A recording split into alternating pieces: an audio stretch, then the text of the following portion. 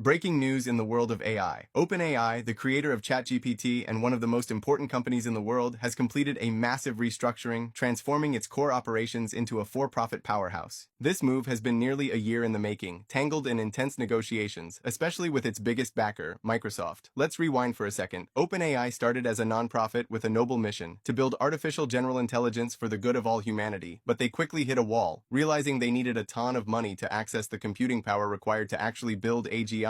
That's where the awkwardness began. Now, that tension is resolved. After squaring away the deal with Microsoft, OpenAI is now a for-profit public benefit corporation, and the numbers are staggering. The new entity is valued at roughly $500 billion.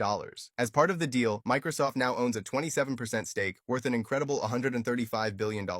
For Microsoft, this is a monumental win. Their intellectual property rights for OpenAI's models are now extended all the way through 2032, and critically, this includes models developed even after the company achieves artificial general intelligence. This move effectively locks in their advantage over rivals like Google and Amazon Web Services for the foreseeable future. But there's a catch, and it's a big one. As part of this agreement, OpenAI is now contracted to purchase an incremental $250 billion of Azure cloud services from Microsoft. While some might call this circular financing, it's a massive, guaranteed revenue stream for Microsoft's cloud division. So what about that original mission? The nonprofit hasn't vanished. It's been renamed the OpenAI Foundation, and it will now hold a 26% equity stake in the new for-profit company, valued at about $130 billion.